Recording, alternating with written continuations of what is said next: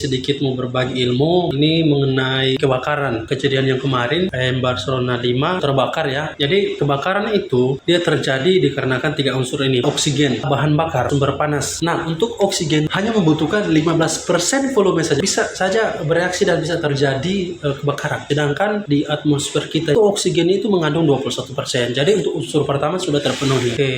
Yang kedua adalah bahan bakar. Ada beberapa jenis padat, cair, dan gas. Jadi jenis padat ini termasuk kertas, termasuk kayu, itu adalah merupakan jenis-jenis bahan bakar yang berwujud padat. Sedangkan untuk cair termasuk oli, minyak bensin, minyak tanah. Nah, sedangkan untuk gas, ethylene, monoksida, itu termasuk gas. Nah, selanjutnya adalah sumber panas, termasuk sinar matahari, panas yang disebabkan oleh gesekan, termasuk juga panas yang disebabkan oleh elektrikal atau listrik. Ketika terdapat tiga unsur ini di satu tempat itu, maka nanti akan merespon terjadi reaksi kimia dan menyebabkan kebakaran. Kejadian kebakaran kapal KM Barcelona 5 ini terpenuhi di situ. Satu, oksigen 21% volumenya tadi. Sedangkan kalau untuk sumber panasnya di situ kita tahu bersama bahwa kejadian pada siang hari. Kebetulan waktu itu di hampir tengah hari lewat ya, karena kejadiannya 1:30 ya. Panas matahari waktu itu, kemudian permukaan panas yang disebabkan oleh panas mesin, itu sudah mendukung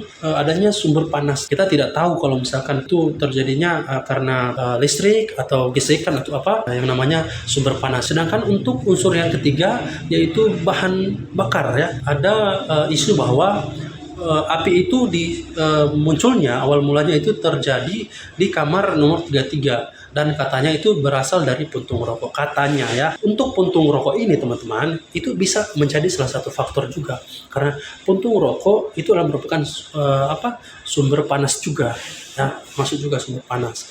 Nah, didukung dengan bahan bakar yang ada di kapal itu dikarenakan dari 3 unsur itu sudah ada di situ sehingga terjadinya kebakaran itu. Pentingnya kesadaran akan keselamatan. Ketika terjadi kecelakaan atau insiden kebakaran, kita harus tahu dan memahami bagaimana cara tanggap daruratnya, bagaimana cara untuk mengatasi kebakaran itu, teman-teman. Nah, di sini saya ingin jelaskan ke teman-teman bahwa ada beberapa cara atau strategi untuk menghadapi kebakaran itu. Salah satunya adalah kita harus tahu menggunakan peralatan-peralatan pemadam kebakaran. Termasuk satu adalah apart. Yang saya tahu di KM Barcelona itu ada apart, teman-teman. Ada apart ya. Apart itu adalah alat pemadam api ringan. Jadi difungsikan untuk memadamkan api dalam kondisi dia masih kecil, teman-teman. Nah, kalau misalkan sudah besar, apart itu sudah tidak bisa memadamkan. Dan juga yang perlu teman-teman ketahui bahwa apart itu ada jenis-jenisnya. Jadi tidak semua apart bisa digunakan di jenis kebakaran yang seperti apa. Sedangkan untuk jenis kebakaran itu juga ada jenis-jenisnya, teman-teman. Termasuk satu, kebakaran yang disebabkan oleh bahan bakar berupa padat ya, kayu, kertas, dan lain sebagainya. Atau kebakaran yang disebabkan oleh bahan cair, bahan gas, atau kebakaran yang disebabkan oleh elektrikal atau kelistrikan. Bahan bakar yang disebabkan oleh kebakarannya terjadi di permukaan yang logam atau lain sebagainya. Itu ada jenis-jenisnya, teman-teman. Jadi walaupun kalian sudah menggunakan apart, tapi apart ini tidak cocok dengan jenis kebakaran ini, itu dia tidak akan padam. Pihak kapal juga perlu tahu bahwa kira-kira bahan bakar yang ada di kapal itu apa saja. Nah, kita harus siapkan apar-apar dengan jenis yang bahan-bahan bakar yang ada di kapal itu, teman-teman. Seperti itu. Ya, nah ketika kita sudah sesuai apartnya, lalu kita harus pelajari bagaimana cara penggunaan apart. Penggunaan apart, salah satunya adalah persyaratan kalian harus melihat arah angin. Satu nih, harus melihat arah angin. Nah, kebetulan kejadiannya itu kan dia kapal kan sementara jalan. Nah, posisinya kalau kalian semprot berlawanan dengan arah angin, itu isi dari apart itu tidak akan sampai ke situ, tidak akan sampai ke sumber apinya. Kemudian pada posisi ingin memadamkan api, kalian harus arahnya harus diarahkan di sumber apinya itu, teman-teman, di bahan bakar yang terbakar itu. Jadi kalau kalian hanya semprotkan di bagian permukaan, dia tidak akan padam api itu, karena zat dari apart itu dia tidak akan masuk ke dalam api itu, karena dibawa oleh angin. Apalagi kalau dalam kondisi di dalam kapal kan anginnya kuat, itu tidak akan masuk ke dalam situ, dia akan tertahan. Kemudian kalaupun teman-teman memadamkan api itu dari posisi di atas, terus kemudian sumbernya ternyata di bawah, itu sama aja bohong, tidak akan pernah padam api itu. Itu pengetahuan itu perlu rekan-rekan yang di kapal itu tahu. Ya, saya percaya, saya tahu ABK-ABK kapal itu sudah dilatih ya mengenai keselamatan tanggap darurat, evakuasi dan lain sebagainya. Nah, kemudian kalau teman-teman sudah paham dengan penggunaan APAR, terus kalian sudah melakukan pemadaman tapi tidak padam lagi, selanjutnya kita menuju ke bagian besarnya, ada fire hydrant ya. Saya percaya kapal itu ada fire hydrant. Fire hydrant itu adalah saluran air khusus untuk memadamkan ketika api itu sudah terjadi besar. Itu ada fire hydrantnya. Jadi gunakan fire hydrantnya itu. Cara penggunaannya gampang saja teman-teman. Kalian ada tombol untuk menyalakan atau tombol manual atau tombol otomatis.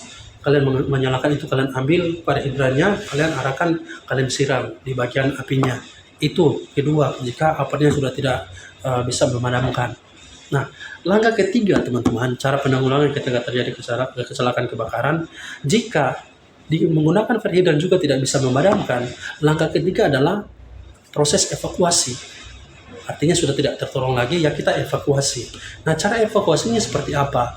Di kapal itu pasti ada yang namanya muster point atau titik kumpul. Ya, titik kumpul itu bisa kapan saja berubah, tergantung misalkan kayak kebakarannya di sini, apinya mengarah kemana, dia akan terbakar ke sana. Kita lari di tempat yang aman, yang dimana api itu tidak menjangkau kita.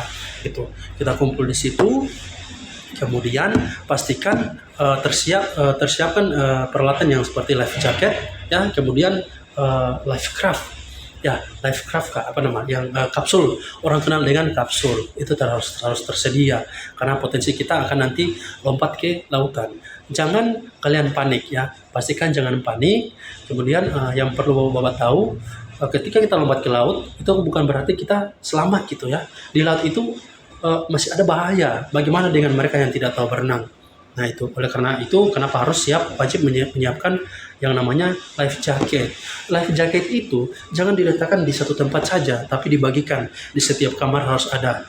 Setiap kamar harus ada. Kemudian setiap tempat tidur, namanya ranjang ya, itu wajib sebenarnya ada juga life jacketnya. Letakkan di belakangnya juga sebenarnya ada.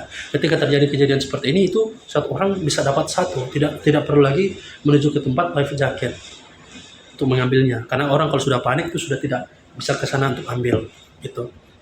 Nah, ketika life jacketnya sudah ada, harus jatuhkan kapsul ya. Kapsul itu harus dijatuhkan ya. Life craft apa namanya harus dijatuhkan, karena kalau misalkan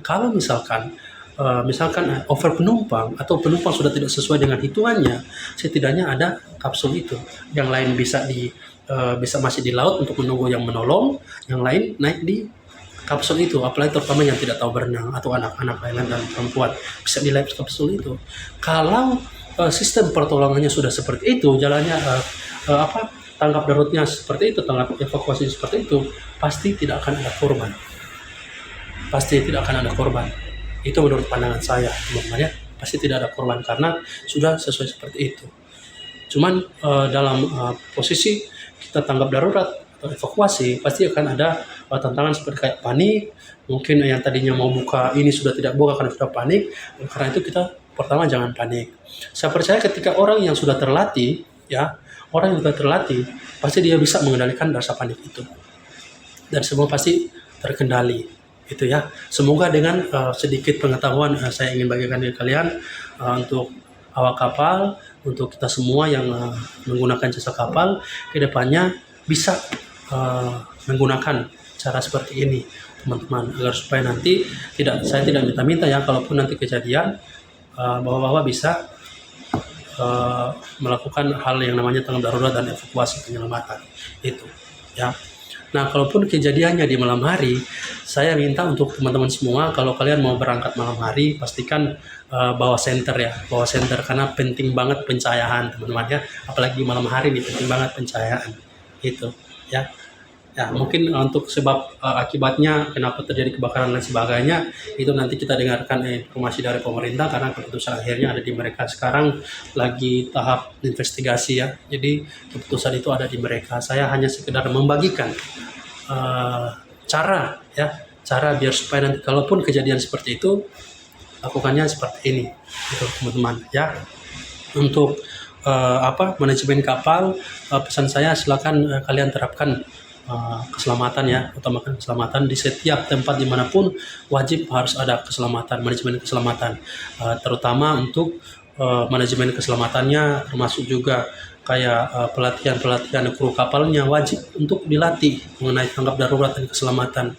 Kemudian harus wajib juga pemeriksaan rutin mengenai keselamatan. Kemudian harus juga penerapan kebijakan-kebijakan. Contoh kayak jangan merokok di kapal ketika pemberangkatan, jangan merokok, jangan minum minuman keras, itu penting.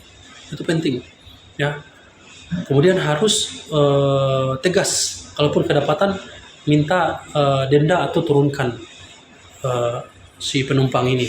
Daripada nanti jadi kejadian atau bisa jadi sumber masalah, ya itu dipertegas lagi. Ya, kemudian kebijakan-kebijakan yang ada itu harus dijalankan dengan benar dan dengan serius. Jangan ada kompromi. Masalah keselamatan ini memang sangat penting sekali teman-teman. Jangan sampai nanti kita kompromi akhirnya kejadian kecelakaan ya. Sekali lagi teman-teman, ini hanya sebagai pembagian saya, ilmu saya kepada teman-teman semua biar supaya nanti berguna ya. Silakan dipraktekkan. Kalaupun teman-teman mau ingin bertanya atau ingin berkonsultasi mengenai keselamatan, silakan, saya terbuka. Saya akan memberikan beberapa ilmu yang saya dapati buat teman-teman. Pentingnya juga ada petugas keselamatan perkapalan di setiap kapal ya. Karena sekali lagi untuk perkapalan oleh penumpang ya, itu kita membawa jiwa ya, atau membawa manusia-manusia orang yang dimana ketika terjadi kecelakaan itu bisa berdampak fatal pada kematian. Jadi itu penting teman-teman ya. Sekali lagi penting, masalah keselamatan itu penting ya. Mungkin itu saja yang bisa saya bagikan. Mohon maaf jika ada salah kata. Ya, sekali lagi saya hanya untuk berbagi biar supaya nanti yang tidak tahu bisa tahu, kedepannya bisa mempraktekkan. Intinya tadi ya, kalau untuk memadamkan api harus gunakan apar pada posisi yang apinya masih kecil. Tapi kalau udah besar gunakan fire hydrant atau adanya gunakan alarm detektor. Ada itu setiap kapal, saya tahu ada itu alarm detektor. Ketika alarm itu mencium, detektor itu mencium asap, dia otomatis langsung airnya turun semua, keluar semua. Itu. Kalau nggak juga, ya kita langsung lakukan tanggap darurat atau evakuasi keselamatan seperti tadi yang sudah saya jelaskan. Ya, kalaupun saya ingin sekali kalian mau bertanya atau kalian mau konsultasi sama saya, silakan. Mau via chatting, mau via WA, saya akan kasih kita konsultasi. Itu teman-teman. Ya, mungkin sampai di sini aja teman-teman. Saya mau ingin sekali berbicara lebih panjang lebar, tapi durasi juga ya. Oke, cukup saja teman-teman. Nanti jumpa di konten selanjutnya ya. Semoga tidak terjadi lagi hal yang seperti ini. Jangan disayangkan ada korbannya 3 orang, bahkan ada yang bilang 5 orang. Nah, tapi yang diketahui itu baru 3 orang. Nah, akhir kata saya mengucapkan banyak terima kasih untuk masyarakat dan pemerintah yang ada di Pulau Gangga, yang ada di Pulau Sere, Talise, dan sekitarnya, untuk masyarakat-masyarakat nelayan yang sudah membantu. Kalian luar biasa, kalian hebat, kalian adalah pahlawan dalam hal ini, dalam kejadian ini kalian adalah pahlawan. Hormat untuk kalian semua. Terima kasih. Hebat kalian semua, hebat.